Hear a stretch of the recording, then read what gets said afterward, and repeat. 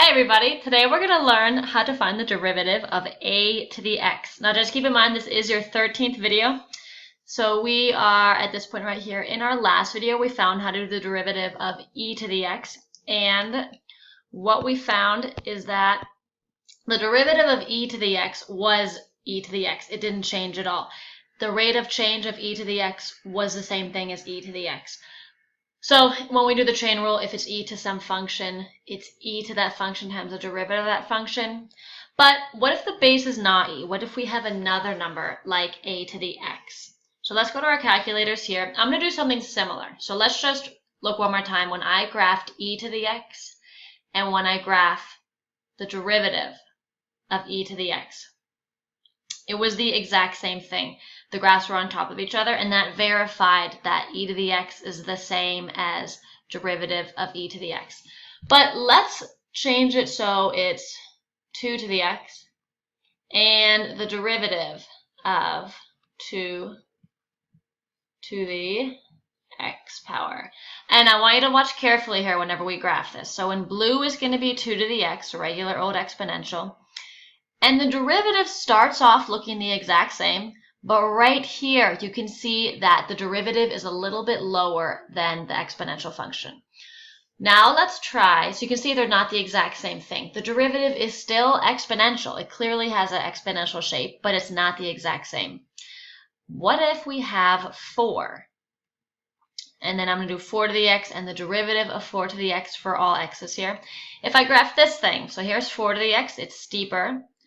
And the derivative of 4 to the x looks the exact same right now, but right around the y-intercept it starts to change, and this time the derivative is above the function.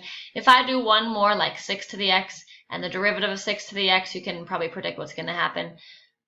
The original function is even steeper this time, and the derivative of 6 to the x again starts off looking the same, but this time differs by a constant. It's a little bit steeper. So let's go ahead and make sure you have this written down here. This is just a review, and it's going to link it to what we did now, or what we're going to do right now. So we notice that the derivative of a to the x is still exponential, but not exactly the same as a to the x. So the graphs of a to the x and the derivative of a to the x differ by a constant c. Now there is a proof for this, and there's many different ways of doing it. But just for the sake of time, I'm just going to tell you what the rule is. If you want to look it up, you can just Google the proof of the derivative of a to the x, and it will show you exactly why this is so. We're going to use the calculator just to see. So this constant is actually equal to the natural log of a. And keep in mind that a right here is the base of the exponential, right here. So here's the official rule. You want to put a box around this.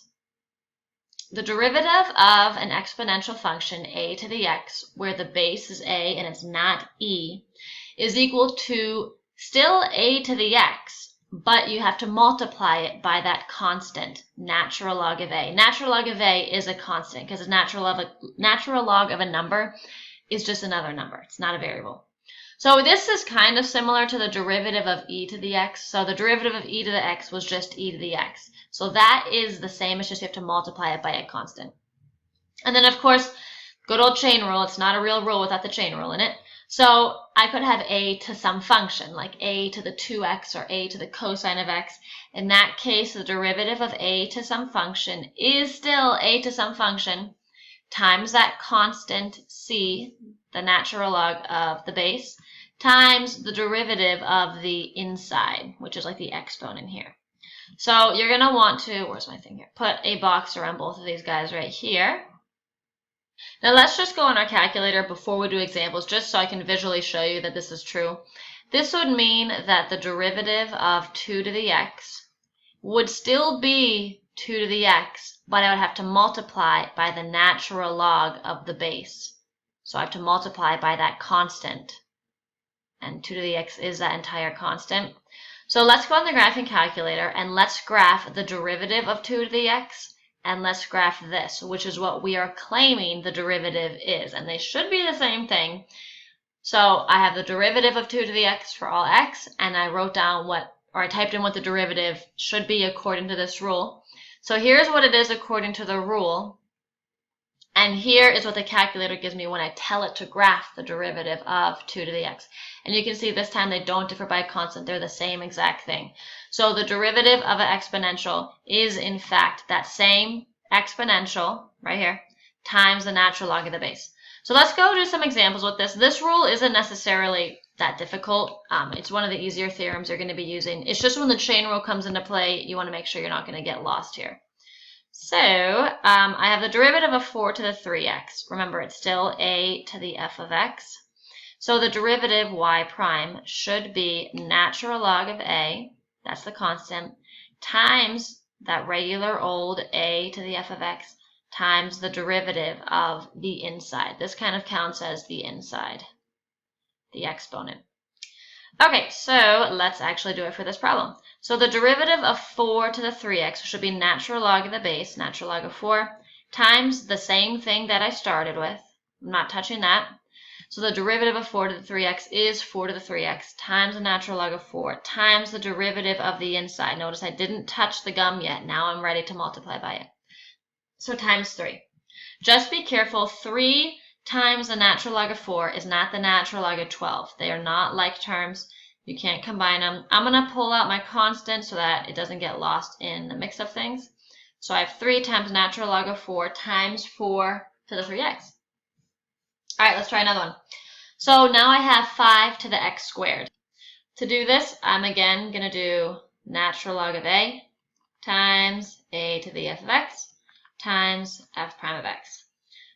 When I actually do it for this problem, a is 5 here, so I have natural log of 5 times the same thing I started with, times the derivative of the inside. Derivative of x squared is 2x.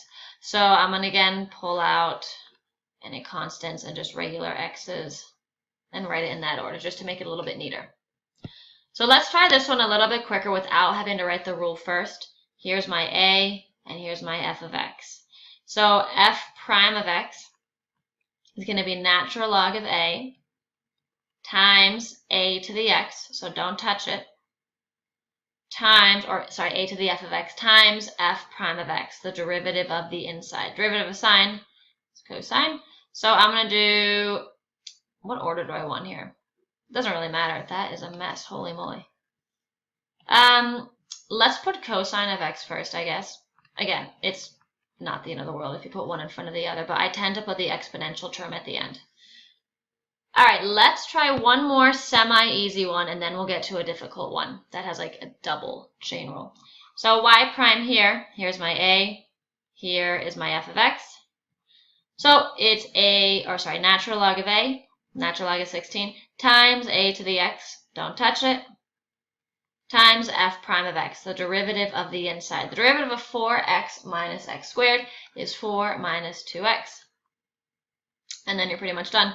So I want to do one that has a double chain rule because those are the ones that are also a little more interesting. And sometimes it's hard to know when to stop. So how about we do, now remember this notation, d dx means take the derivative with respect to x. So x is my independent variable. Let's identify all the layers here. So I have my outermost layer, which is the whole exponential, 5 to some power.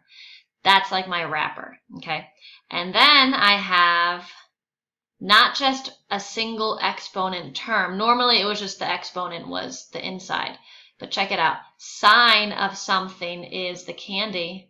And then my exponent has an inside too. This is crazy. So what color do I want for my candy? I guess I'll make it orange. It's a fat pen. Okay, that is, sorry, for my gum. That's the very inside. That's the gum. So let's go ahead and do it. We're going to start with the outermost layer here. So don't get lost here. Okay, so I have 3 layers, so I should be doing the derivative 3 times. The derivative of a to something is natural log of a times that something. So this right here is the derivative of the wrapper. Now I'm going to multiply it by the derivative of the exponent. Well, I have to do candy next because that's my middle layer. So the derivative of the candy here is cosine, and I'm not touching the gum yet because I'm not there yet. So 3x is still the same. And then I have to multiply that by the derivative of the gum. I'm finally at the gum here. The derivative of 3x is 3. And then you're done because I did the derivative 1, 2, 3 times. It's not like you have to multiply by the derivative of 3 or something. You did all your derivatives. So a good idea is just to take the 3 out front and the natural log of 5 because those are my constants. I'm going to put cosine of 3x next, and I'm going to end with my exponential term. So that's the derivative of a to the x. It's nothing too crazy. It's similar to e to the x. It's just you have to use that constant natural log of a.